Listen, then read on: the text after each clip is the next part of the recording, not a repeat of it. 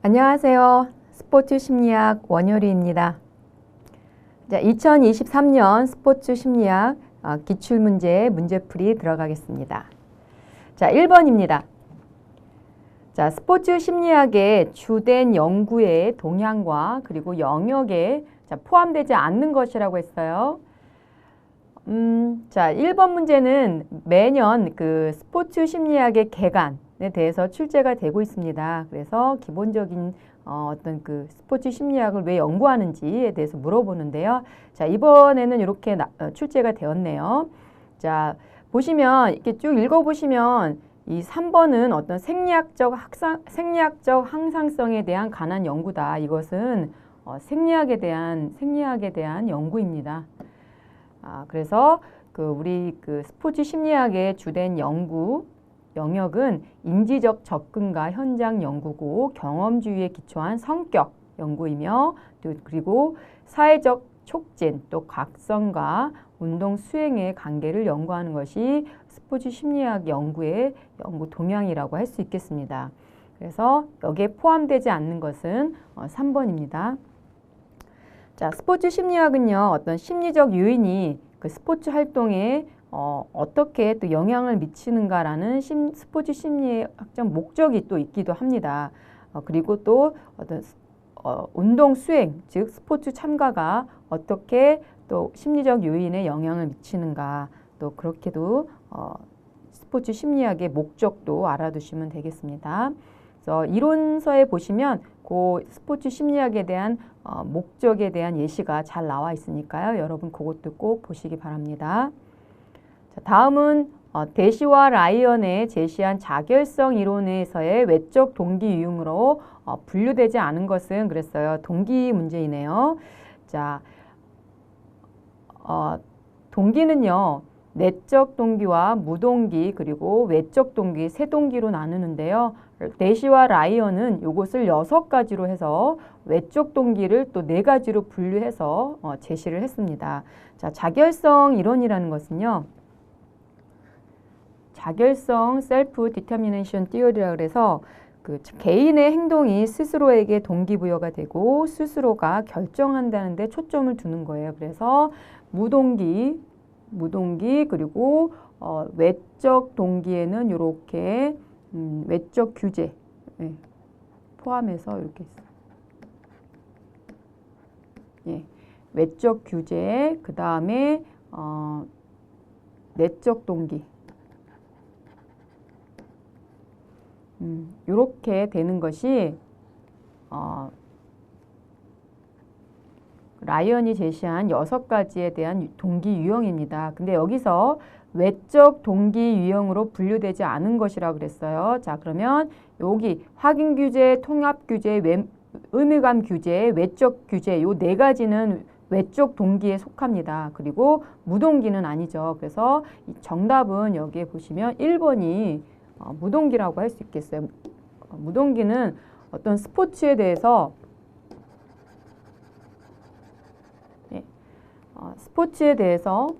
그 참여할 의도가 전혀 없는 것을 외적 동기라고 무동기라고 합니다. 그래서 이 외적 동기는 요 확인 규제, 통합 규제, 의무감 규제 그리고 외적 규제가 있다.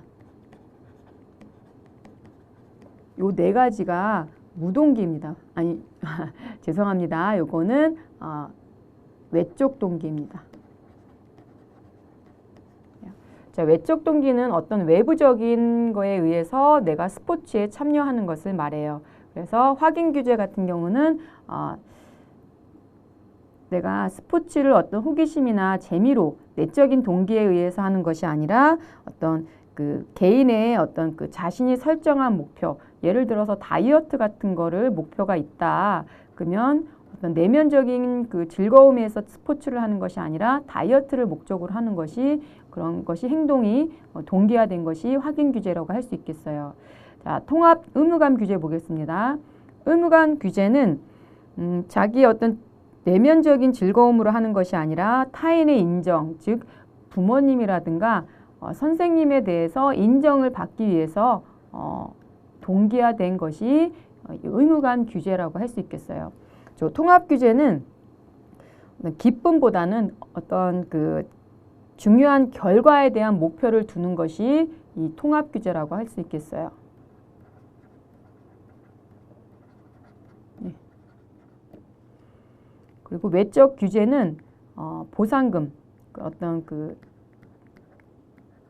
보상금이라든가 매달, 예, 그 매달 그리고 어떤 진학, 학교에 진학을 하기 위해서 스포츠를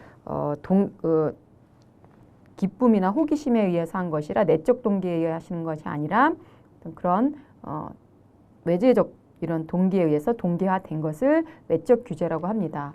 그래서 라이안 대시는 이렇게 무동기 그리고 외적 동기 그 다음에 이렇게 내적 동기 이렇게 해서 외적 동기는 이 네 가지가 포함돼서 이렇게 분류를 했습니다. 그래서 이번에는 그 외적 동기 유형으로 분류되지 않은 것은 무동기, 스포츠에 참여할 의도가 전혀 없는 것을 무동기라고 합니다. 그래서 정답은 1번입니다. 자, 다음은 보기에서 설명하는 개념은 그랬어요. 이거 정보 처리 이론의 감각 지각 단계에 대한 예를 들었네요. 자, 체육관에서 관중의 함성과 응원 소리에도 불구하고 작전 타임에서 코치와 선수는 서로 의사소통이 가능하다 그랬어요. 이 보기에서 설명하는 개념은요, 칵테일 파티 효과입니다. 자, 칵테일 파티 효과라는 것은 그 주변의 환경을 받아들이지 않고 어떤 특정한 정보만 선택적으로 지각하는 것을 의식하는 것을 말해요. 그래서 보기에서 설명하는 것은 개념은 칵테일 파티 효과라고 합니다. 자, 스트롭 효과는요, 그 일치되지 않는 자극을 보고 실행할 때, 또는 그 일치되는 자극. 자, 다시 한번 알려드리겠습니다. 스트롭 효과는요, 일치되지 않는 자극을 보고 실행할 때, 즉, 빨간, 이렇게 색종이가 있습니다. 그럼 여기서 일치되지 않는 거, 빨간색 색종이에다가 파란이라고 적었어요. 이것을 봤을 때 어떤 보고 자극하는 행동이 느려진다는 것을 말해요. 그리고 빨간 색종이에 빨간이라고 적었을 때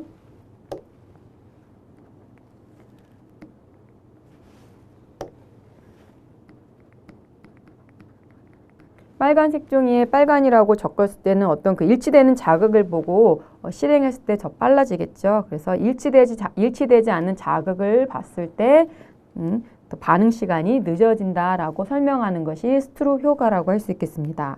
자, 지각 협소화는요, 운동 수행 시 각성 수준이 높아져서 주의를 기울일 수 있는 폭이 좁아지는 현상을 말해요. 그래서 다이빙 선수가 물에 이렇게 깊숙이 들어갈 때 들어갔을 때 그 각성 수준이 높아짐으로써 그 주위의 폭이 좁아지는 현상을 지각의 흡수와의 예라고 할 수 있겠습니다. 자, 무주의 맹시는요, 주위가 다른 곳에 있어서 눈이 향하는 위치의 대상이 지각하지 못하는 현상을 무주의 맹시라고 합니다. 그래서 보기에서 설명하는 요 3번의 정답은 칵테일 파티 효과입니다. 자, 다음은 4번.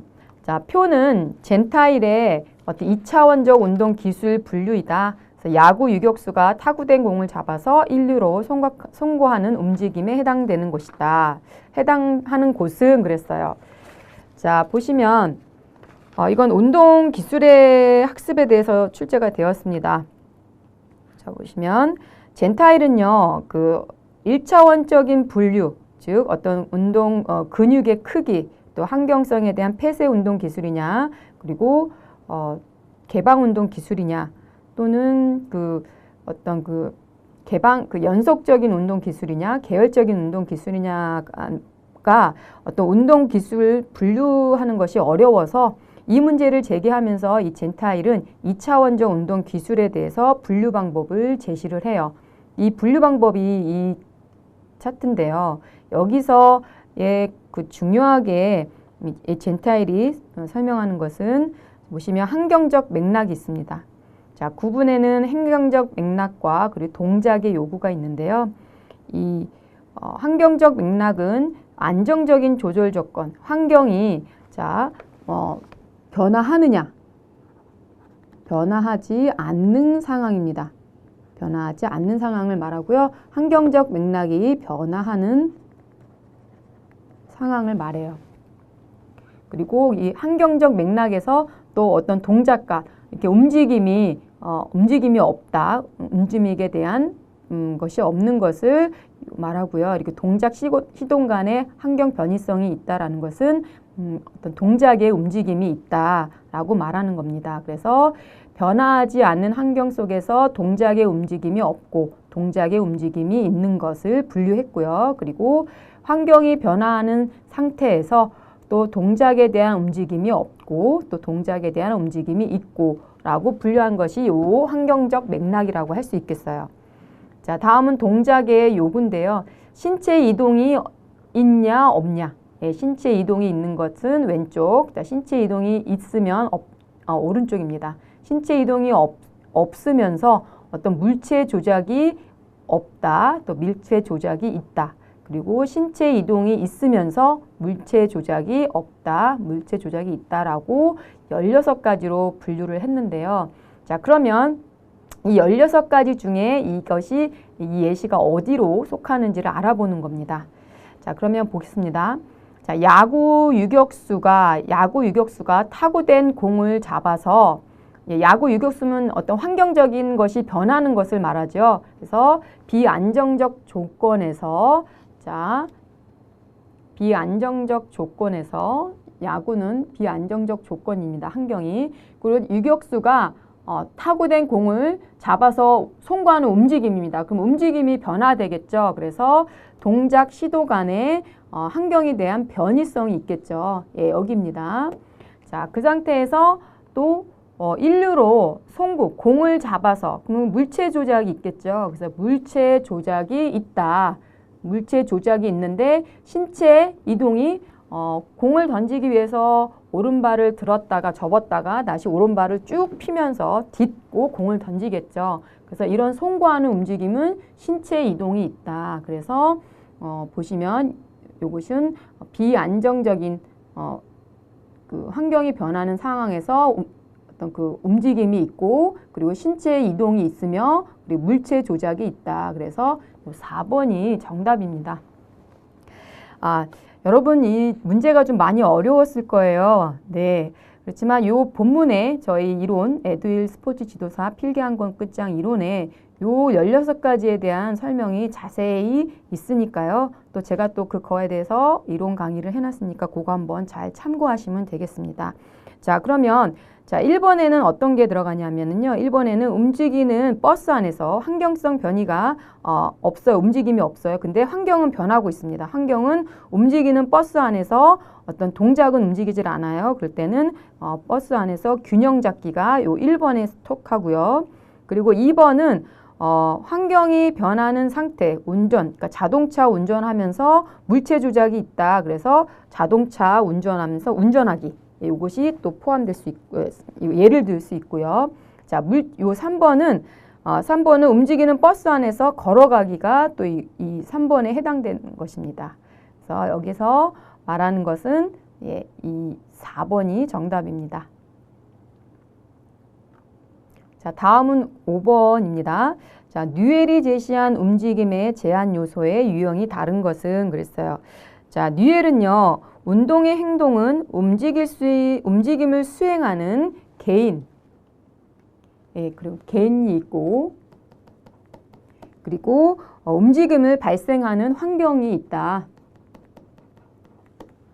그리고 거기에 대한 수행 과제가 존재한다. 그래서 이런 것이 어떤 세계가 존재한다라고 제시를 해요. 운동 행동은. 네. 자, 그러면 여기에 움직임의 제한 요소의 유형이 다른 것이라고 그랬어요. 자, 개인이라는 것은 어떤 그런 또 구조적과 또 기능적으로 또 분리가 됩니다. 자, 구조적이라는 것은 어떤 장시간에 걸쳐서 변화하는 신체적 물리적 특성이라 그래요. 그래서 여기서는 어떤 운동의 능력, 그리고 몸무게, 그 다음에 근육의 양, 근육의 형태, 예, 등을 말하고요. 자, 기능적이라는 것은 그 짧은 시간에 변화하는 인지적 요인을 말해요. 예, 그래서 구조적은 신체적인 면을 얘기를 한다면 기능적 요인은 인지적인 요인을 말합니다. 그래서 기억이나 어떤 주의의 형태 등을 말합니다. 이렇게 또 분류를 해놨어요. 뉴엘이. 자, 다음은 환경입니다. 자, 환경이라는 것은 어떤 그런 사회적, 문화적 차이에 의해서 예, 그러니까 물리 환경적 측면과 사회 문화적 측면으로 분류할 수 있다. 그래서 요거는 물리 환경적 예, 측면과 사회 문화적 측면. 물리 환경적 측면은 온도나 뭐 습도를 얘기를 할 수 있고요. 예, 그 다음에 사회 문화적은 뭐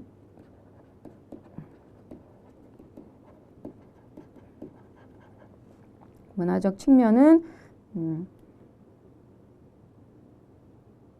성별이나 뭐 인종을 말합니다. 자, 다음은 과제입니다.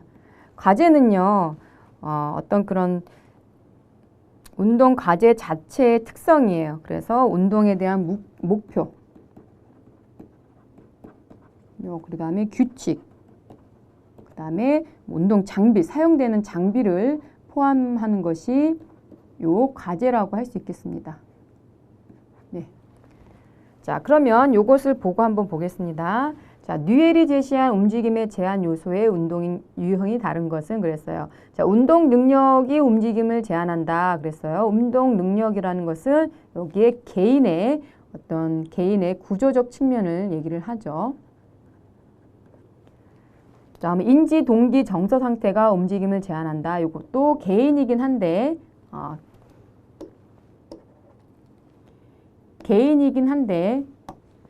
인지적 요인인 기능적에 대한 설명입니다. 다음은 자, 신장, 몸무게, 근육 형태가 움직임을 제한한다. 이것도 개인적 측면이면서 이거는 구조적 측면에 대한 설명이다. 네, 그래서 요 세 개는 개인에 대한 설명이었어요. 개인 요소에 대한 설명이었고, 자, 밑에 과제 목표와 특성, 규칙, 장비가 움직임을 제한한다. 이것은 과제에 대한 설명이므로 이것은 유형이 다른 것은 4번이라고 할 수 있겠습니다. 네. 다음 5번입니다. 6번입니다. 자, 운동 발달에서 출제가 되었네요. 자, 보기에서 설명하는 게셀과 에임스의 운동의 발달의 원리가 아닌 것은 그랬어요. 자, 여기 출제자분께서 아주 자세하게 보기도 친절하게 잘 또 이렇게 해주셨어요. 그래서 이거는 보시면 여러분들이 쉽게 점수를 얻어갈 수 있는 것이 아니었나 싶기도 합니다. 자, 보시면 머리에서 발 방향으로 발달한다. 이것은 머리와 꼬리의 원리입니다. 자, 그리고 운동 발달은 일령의 방향성을 갖고 그리고 운동 협응의 발달 순서가 있다. 그래서 양측, 동측, 교차, 예, 여기 양측, 동측, 교차의 협응 원리가 있다. 예. 다음은 자, 운동 기술의 습득 과정에서 몸통이나 어깨 근육을 조절하는 능력을 먼저 갖추고 이후에 팔, 손목 그리고 손가락 근육을 조절하는 능력을 갖춘다. 그래서 먼저 큰 근육부터 발달을 하고 그 다음에 이렇게 작은 근육으로 발달을 한다라고 하는 것이 그 게셀과 에임스의 운동 발달의 원리입니다. 근데 여기서 아닌 것은 그랬어요. 자, 여기서 예시가 없는 것이 우리도 중앙에서 말초의 원리. 그래서 보시면 우리가 몸통에서 그 다음에 양쪽 팔 다리로 이렇게 사방으로 발달을 하죠. 그래서 중앙 말초의 원리는 내 몸통에서 팔 다리로 그 방향성을 갖는다라고 하는 겁니다. 자, 여기서 정답은 원리가 아닌 것은 요 3번입니다. 요 개체 발생적 발달 원리는 또 뉴엘이 주장을 했고요. 그리고 개체 발생적 원리라는 것은 환경적인 요인의 영향을 받아서 학습 과정 또 경험적으로 통해서 획득하는 운동을 말해요. 그래서 요거는 수영이라든가 뭐 스키 이렇게 발달하는 원리를 개체 발생적 발달 원리라고 합니다. 그래서 요 6번의 정답은 발달의 원리가 아닌 것, 이것은 개체 발생적 발달 원리입니다. 예. 요 개체 발생적 발달 원리에 대해서 시험 문제가 예로 많이 나옵니다. 그래서 여러분들이 요 개체 발생적 발달 원리가 무엇을 뜻하는지 이번 기회에 아주 정확하게 알고 가시면 되겠습니다. 아주 자주 출제되는 용어예요. 자, 스포츠를 통한 인성 발달 전략에 대한 설명으로 옳지 않는 것은 그랬어요. 자, 스포츠 지금은 지금 시대는요. 어떤 스포츠를 통한 인성 발달, 즉 스포츠와 윤리가 많이 강조되고 있는 지금 흐름입니다. 그래서 스포츠에 대한 인성 발달이 아주 출제가 처음으로 됐습니다. 그래서 스포츠를 통한 인성 발달의 전략에 대한 설명으로 옳지 않는 것은, 그래서 여러분들이 요거를 읽어보시면 여기서도 점수를 얻어갈 수 있는 아주 좋은 쉬운 문제입니다. 자, 보시면 여기 4번. 격한 상황에서 자신의 감정을 공격적으로 표출하도록 격려한다. 그래서 이 공격적으로 표출하는 것과 인성 발달 전략하고는 아니죠. 예, 그래서 이것은 여러분들이 쉽게 맞췄으리라 생각됩니다. 자, 다음 8번입니다. 자, 보기에서 설명하는 목표의 유형은 그랬어요. 자, 보기에 보시면 운동 기술을 잘 수행하기 위해서 필요한 핵심 운동에 중점을 둔다. 이것은 목표 유형 중에 과정 목표에 대한 설명입니다. 네. 자, 그리고 자기 효능감과 자신감을 높이고 인지불안을 낮추는 데 도움이 된다. 자신감은 높이고 인지불안을 낮추는 거. 예, 이것은 과정 목표에 대한 설명이에요.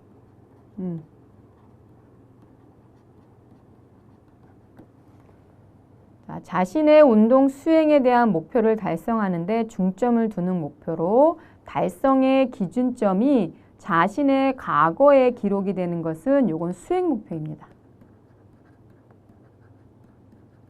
예, 요 목표의 유형에서는 이 문제가 많이 출제가 됩니다. 그래서 과정 목표가 뭔지 그리고 수행 목표가 뭔지 알아두시면 다음 문제 푸실 때도 아주 좋겠습니다.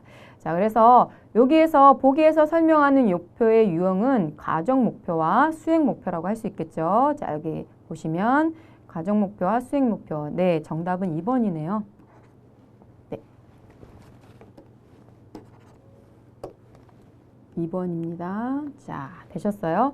자, 그러면 결과 목표라는 것은 시합에 대한 결과를 중점적으로 두는 것을 결과 목표라고 할 수 있겠어요. 그리고 객관적 목표는요. 구체적인 수치나 객관적인 기준을 두는 것인데요. 예를 들어서 다음 시합에서 내가 1초를 줄이겠다라는 어떤 그런 구체적인 목표를 가지고 객관적인 기준을 가지고 하는 것이 이 객관적 목표라고 할 수 있습니다. 그리고 주관적 목표입니다. 주관적 목표는 내가 최선을 다하겠다. 내가 스포츠를 재밌게 하겠다라는 어떤 그런 것을 하는 것을 주관적 목표라고 할 수 있겠습니다. 그래서 8번에는 정답이 수행 목표와 과정 목표. 자, 9번 스미스와 스몰이 개발한 유소년 지도자 훈련 프로그램인 코치 임팩티비니스 트레이닝의 핵심 원칙이 아닌 것은 그랬네요. 자, 지도자의 지도자가 해야 될 것과 하지 말아야 할 것에 대해서 핵심적으로 5가지를 스미스와 스몰이 5가지 핵심 원칙을 제시를 했습니다. 원칙을 개발을 했습니다. 그래서 자기 관찰과 그리고 상호 지원, 그리고 발달 모델, 그리고 2가지가 있는데요. 그것이 선수를 참여하는 것입니다.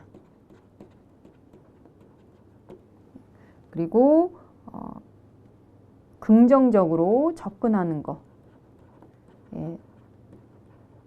지도자가 격려라든가 칭찬을 함으로써 선수들에게 어떤 긍정적으로 접근하는 것을 핵심 원칙이라고 할 수 있겠어요. 그래서 핵심 원칙이 아닌 것은 운동 도식입니다. 보시면 네. 자, 운동 도식이라는 것은요. 자, 규칙적으로 운동을 실천하는 사람이 자신의 운동에 대해서 갖고 있는 신념을 운동 도식이라고 할 수 있겠어요. 네. 자, 그래서 9번의 정답은 2번입니다. 다음은 10번입니다. 자, 뇌에 대한 구조에 대해서 출제가 되었네요. 예, 이것도 이 문제도 출제가 안 되던 문제인데 골고루 출제가 되었습니다. 그래서 이 문제는 여러분들이 상식적으로 그래도 운동에는 손해가 중요하다라는 거는 어느 정도 알게 돼서 좀 쉽게 풀어나가지 않았을까 싶습니다. 자, 그래서 10번 균형 유지와 사지 협응 및 자세 제어에 주된 역할을 하는 뇌 구조는 그랬어요. 1번이죠. 예, 손해는요. 그 어떤 균형 유지에 굉장히 중요합니다. 균형 유지. 예. 한 발 들고 우리가 이렇게 발을 들고 서 있을 때 그것을 담당하는 것이 손해입니다. 그래서 여러분 요 10번 손해 정답입니다. 다음은 운동 학습에서 문제가 출제되었네요. 자, 골프 퍼팅 과제를 100회 연습한 뒤에 다음 날 24시간 후에 동일 과제, 그 퍼팅 과제를 과제에 대해서 수행하는 검사는 그랬어요. 자, 이건 파지인데요. 파지 검사인데요. 자, 파지라는 것은요. 운동 연습으로 향상된 운동 수행 능력을 오랫동안 유지할 수 있는 능력을 파지라고 해요. 그 파지를 검사하는 것이 파지 검사라고 할 수 있겠어요. 그래서 골프 퍼팅 과제를 100회 연습한 뒤에 또 그 다음날 또 동일한 과제를 또 수행하는 검사는 파지 검사입니다. 그래서 운동 학습에서 요 파지 검사와 전이 검사라는 것이 자주 출제가 되는데요. 전이 검사라는 것은 이전에 학습된 내용이 후속 학습에 영향을 미쳤는지를 알아보는 검사예요. 그래서 탁구 선수가 다른 거, 즉 테니스 같은 운동을 했을 때 그런 후속 학습에 영향을 미쳤는지 또 그런 검사라는 게 전이 검사라고 할 수 있겠습니다. 그래서 여러분 이 전이 검사도 알아두시면 좋겠습니다. 11번의 정답은 2번. 자, 다음은 12번입니다. 자, 여러분 요 12번 문제가 좀 어려웠을 거예요. 네, 일반화된 운동 프로그램에 대한 불변 특성, 즉 불변 매개 변수에 대한 설명인데요. 그림도 있고 또 여러 가지가 있어서 여러분들이 좀 풀기는 좀 어려웠겠지만 저랑 같이 한번 풀어보겠습니다. 자, 일반화된 프로그램의 불변 특성에 대한 개념은 그랬어요. 자, 이게 오버핸드 서브 동작이네요. 그래서 팔꿈치를 공을 서브를 하기 위해서 팔을 올리고 그리고 팔꿈치를 접고 그리고 팔꿈치를 쭉 펴서 공을 서브하는 이 동작이 여러분 그림입니다. 자, 여기 보시면 자, 하이의 움직임 1, 2, 3, 4 동일하게 됐네요. 자, 보시면 A의 움직임 시간은 500ms가 걸렸고 B의 움직임 시간은 900ms로 서로 다르다. 그렇죠? 서로 다릅니다. 자, 4개의 하이 움직임 구간의 시간적 구조 비율은 변하지 않는다 그랬어요. 요 하이의 움직임, 요것이 25%에서 시간적 구율이 변하지 않았다. 구조 비율이. 예, 요 구조 비율이 변하지 않다는 것은요. 불변 매개 변수에서 시상을 의미합니다. 시상. 자, 다음은 A와 B의 움직임은 모두 동일인이 수행한 동작이고 동일인이 수행한 동작이에요. 요소의 순서가 동작이 그리고 하이의 움직임 구성도 4개로 동일하다 그랬어요. 요거는 그 불변 매개 변수의 요소의 순서 동작이 변하지 않는다 라는 얘기예요. 그래서 일반화된 운동 프로그램에서 불변 특성을 갖는 것은 여기에 보시면 여기 이런 용어도 좀 많이 어려웠을 텐데 정답은 상대적 타이밍입니다. 그 상대적 타이밍이 그 전체 시간에 대한 어떤 각 하위 요소들의 시간 비율을 나타내는 것으로서 요소의 순서, 시상, 상대적 힘과 같은 불변적 특성을 갖는다. 것이 요게 불변적 특성을 갖는 것이 상대적 타이밍입니다. 그리고 절대적 타이밍이라는 것은 가변적성 특성을 가져요. 가변적 특성, 변하는 특성을 가져요. 그래서 여기서는 전체의 힘, 예. 이거는 전체 시간과 어떤 전체 힘, 근육 선택, 근육에 대한 선택. 예, 그래서 뭐 팔굽혀펴기를 하게 되면은 근육의 선택이 팔, 상체 쪽으로 갈 것이고, 스쿼트를 하게 되면 어떤 하체, 다리의 근육에 대한 선택이 가겠죠. 이것이 절대적 타이밍입니다. 이것이 가변적으로 특성이 있다. 그래서 절대적 타이밍은 가변적 특성을 가지고 또 상대적 타이밍은 불변적 특성을 갖습니다. 자, 일반화된 운동 프로그램에 대해서 출제가 되었습니다. 정보 처리 이론에서요. 자, 다음은 어트랙터입니다. 어트랙터라는 것은 매우 안정된 상태로서 그 시스템이 선호하는 행동 상태이다 그랬어요. 그래서 동작 유도성이라는 것은 어퍼던스라고도 합니다. 어퍼던스라는 것은 어떤 유기체, 환경, 과제, 상호 관계 속에서 나타날 수 있는 동작의 가능성이다 라고 했습니다. 자, 일반화된 운동 프로그램은요, 어떤 특정한 환경적 요구에 적응하기 위해서 움직임의 형태를 관여하는 두 개의 매개 변수로 하는데 그것이 불변 매개 변수와 가변 매개 변수에 대해서 프로그램이 바뀌게 된다. 이렇게 주장하는 일반화된 운동 프로그램이에요. 슈미트가. 근데 거기에 대해서 불변 특성, 즉 불변 매개 변수에 대한 설명입니다. 그 불변 매개 변수도 여기서 상대적 타이밍이 불변적 특성을 갖는다. 이거 알아두시면 되겠고요. 자, 이 부분에 대해서 더 자세히 알고 싶으면 본문 이론에 보시면 일반화된 운동 프로그램과 운동 프로그램에 대한 내용이 잘 제가 설명을 해놨습니다. 그래서 요거를 추가적으로 설명을 들으시면 이해가 될 겁니다. 다음은 13번.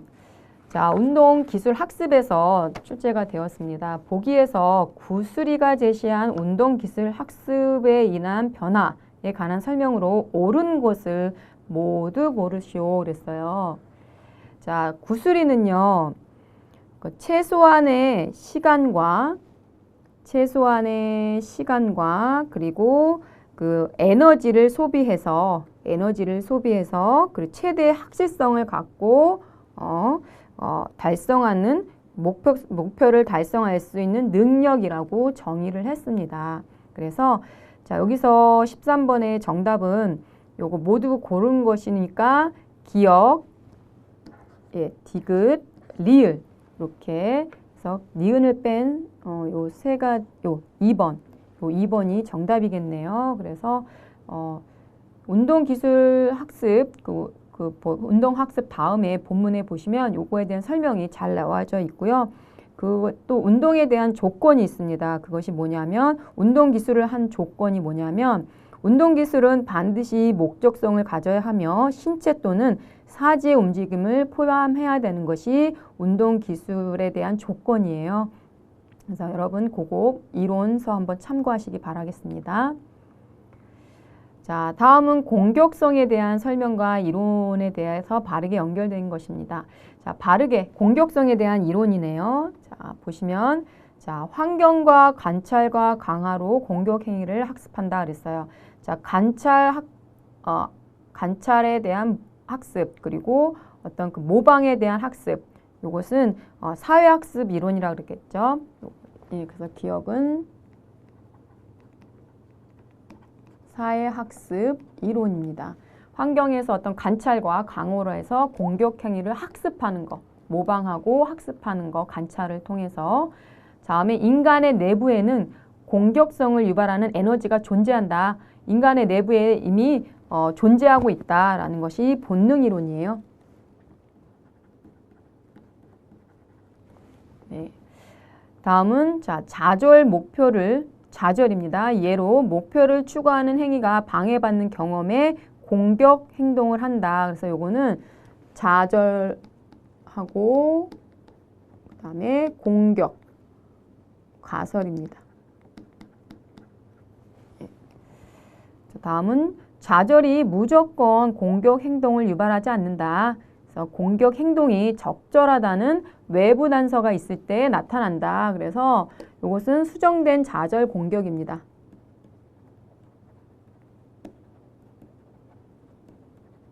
공격 가설. 예, 그래서 기억은 사회학습 이론, 본능 이론, 좌절 공격 가설, 그리고 수정된 좌절 공격 가설입니다. 요게 보시면 14번에는 예, 여기 1번이네요. 정답은 1번입니다. 다음은 자, 유능성 동기의 이론에서 또 출제가 됐습니다. 자결성 이론에서는 자결성 이론과 동기 이론, 유능성 동기 이론이 출제가 됐네요. 자, 이 유능성이라는 것은요, 그 사람이 자신이 유능하다는 것을 남에게 보여주고 싶은 유능성 동기가 내재되어 있다는 것입니다. 그래서 거기서 어떤 스포츠 수행이 성공을 하게 되면 그 유능성은 높아지고 또 숙련되기를 원하는 숙련되기를 또 시도하고요. 근데 자, 스포츠 수행하는데 자꾸 실패를 해요. 그럼 유능성이 낮아지고 그리고 거기에 따라서 스포츠를 시도를 안 하면서 자꾸 포기하게 된다는 이론이 유능성 동기 이론 모형이라고 할 수 있겠어요. 자, 그거에 대한 설명으로 옳은 것을 그래서 보기에서 고르시면 됩니다. 자, 심리적 요인과 관련된 단일 차원이다? 아닙니다. 이거는 다차원적인 구성 개념입니다. 그리고 실패 경험은 부정적 정서를 갖게 하여 유능성 동기를 낮게 하여 결국에는 운동을 포기하게 된다. 예, 맞죠. 유능성 동기 이론의 모형에 관한 설명입니다. 다음은 성공 경험은 자기 효능감과 긍정적 정서를 갖게 하여 유능성, 그렇죠. 계속 성공하게 되면 유능성 동기를 높이고요. 거기에 따르는 숙달 경험을 계속 시도하려고 노력을 하죠. 그래서 이것도 옳은 것입니다. 다음은 스포츠 상황에서 성공하기 위한 능력이 있다는 확신의 정도, 신념, 이것이 특성 자신감과 상태 자신감으로 구분된다 그랬어요. 예, 요것은 빌리의 스포츠 자신감에 대한 설명이에요. 요 리을은요. 빌리의 스포츠 자신감에 대한 설명인데요. 자, 여러분 여기서 알아둬야 할 게 스포츠 자신감, 빌리의 스포츠 자신감의 원천 세 가지 영역이 있어요. 그 세 가지 영역으로 굉장히 중요합니다. 이거 다음에 출제될 수도 있습니다. 네, 성취가 있고요. 그리고 어떤 자기 조절. 네, 그리고 사회적 분위기.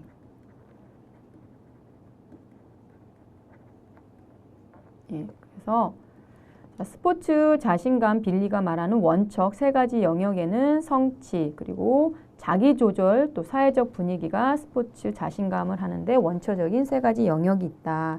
자, 요것도 알고 가시면 좋겠습니다. 자, 그래서 자, 유능성 동기 이론 모형에 관한 설명으로 옳은 것은 니은과 디귿입니다. 그래서 니은과 디귿 요 3번이네요. 15번의 정답은 3번입니다. 다음 16번. 보기에서 설명하는 용어는 그래서 요거 예, 그 번스타인의 그 자유도에 대한 설명인데요. 자, 번스타인은 움직임의 효율적 제어를 위해 중추신경계가 자유도를 개별적으로 제어하지 않고 의미 있는 단위로 묶었어요. 조절한다고 설명했다. 그래서 자, 번스타인에선 자유도에 대해서 강조를 했는데요. 자, 자유도라는 것은 그 운동을 수행하기 위해서 동원되는 모든 관절의 각도를 얘기를 합니다. 그래서 스케이트를 탈 때 우리가 신발을 신을 때 그 스케이트에 따르는 움직임을 할 때 고관절, 그 다음에 슬관절, 그리고 발목 관절을 얘기를 하고 또 팔을 움직이게 되면 어떤 그 손목, 그 다음에 어깨 관절, 그 다음에 이런 관절을 다 자유도라고 합니다.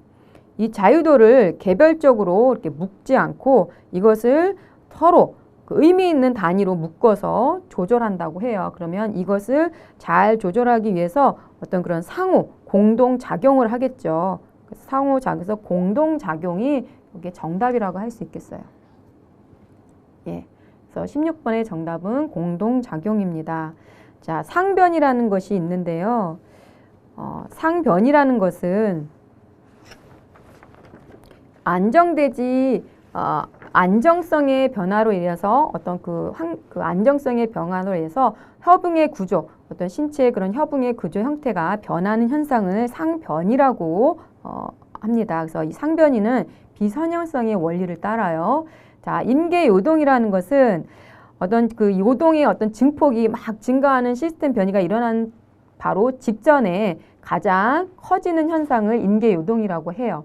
자, 속도와 정확성 상쇄 현상이라는 것은 일반적으로 운동 속도가 빨라지면 운동의 정확성이 감소한다는 이런 속도, 정확성 상쇄 현상이 있습니다. 그래서 여러분들이 이런 용어도 정의에 대해서 알고 계셔야지 또 이런 기출문제 푸실 때도 이해하는 데 많이 도움이 되실 거예요. 그래서 제가 오답에 대한 해설을 잘 해놨으니까 그것을 보시고 참고하시면 되겠습니다.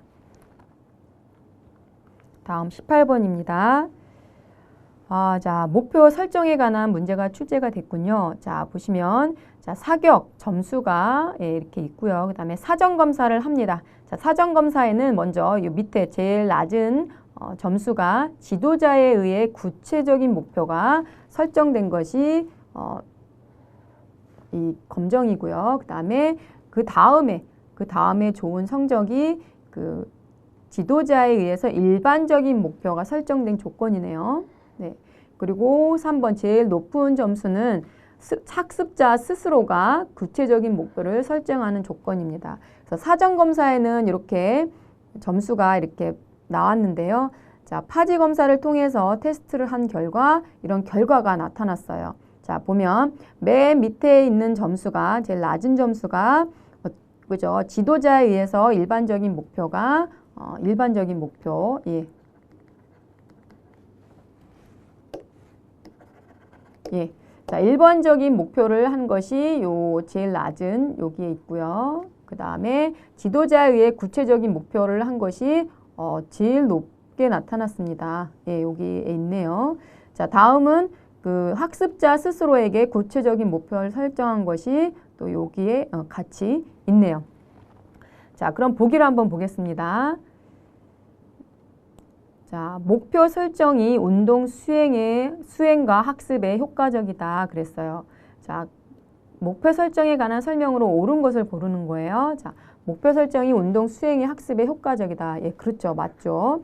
자, 그리고 학습자에게 어려운 목표를 설정하도록 조언해야 된다. 아니죠. 학습자에게 달성하는데 도전에 대한 목표를 설정해야 하는 것이죠. 어려운 목표를 설정하는 것은 좋은 바람직한 방법이 아닙니다.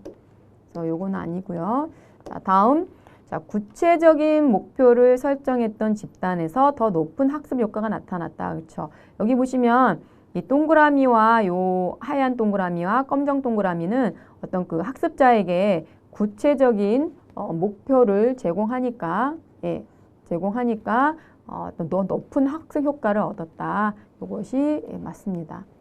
자, 다음은 자, 리을 구체적이고 도전적인 목표를 향해 전념하도록 격려하는 것은 운동 수행과 학습의 효과를 감소시키는 것이 아니라 증가를 시키죠.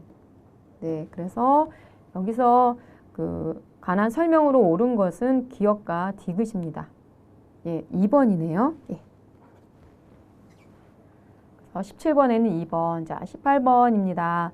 자, 운동학습에서 설명하는 피드백 유형이 출제가 되었습니다. 자, 높이뛰기, 보기에 보시면 높이뛰기를 스텝 기술을 연습한 후에 지도자는 학습자의 정확한 도약 기술 습득을 위해서 각 발에다가 스텝 번호를 바닥에 표시해 주었다라고 했습니다. 자, 피드백 유형은 두 가지로 나눠지는데요. 내재적 피드백과 보강적 피드백으로 나눠집니다. 자, 내재적 피드백은 어떤 내부의 시스템, 감각, 여기서 지각, 청각, 그런 어떤 자기 수용 감각에 의해서 하는 것을 내적 피드백이라고 해요.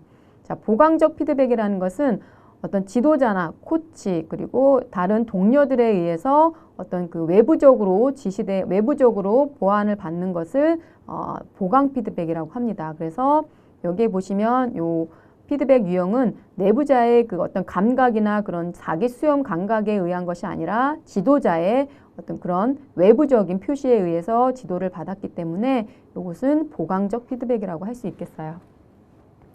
운동학습에서 피드백 유형이 자주 출제되고 있는 문제입니다. 다음은 19번입니다. 예. 자, 이번에는 여기 칙센미아의 어떤 몰입에 대해서 출제가 되었습니다.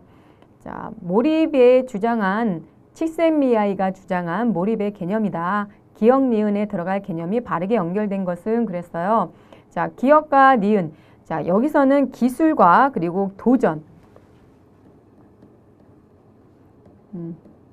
기술과 도전이 균형을 이루는 상황에서 운동 수행에 완벽하게 집중을 이루는 것을 몰입이라고 합니다. 그렇죠. 기술과 도전이 그 어떤 균형을 이루는 상황에서 했을 때는 수행에 완전히 집중하고 또 무아지경이 될 수 있는 몰입이라고 한다 그랬어요. 자, 그러면 기술과 도전에 대해서 한번 보겠습니다. 자, 여기 니은 여기다가 도전이 높고 기술이 낮으면 여기는 불안을 야기합니다. 그리고 자, 도전이 낮고 니은 도전이 낮고 기술이 높으면 기술이 높으면 그 어떤 이안을 느낀다. 네, 그래서 여기 보시면 정답은 기술, 기억은 기술이고요. 그 다음에 니은은 도전이에요. 도전, 그리고 불안, 그리고 이안. 이렇게 해서 정답은 1번입니다.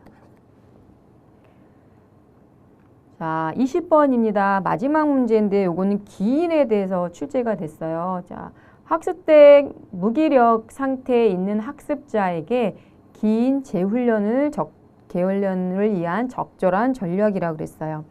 자, 학습된 무기력이라는 것은 신체 활동에서 쉽게 포기하고 부정적인 자기 진술, 능력 부족이라고 그런 것을 진술하는 것을 기인하는 것을 학습된 무기력이라고 했어요.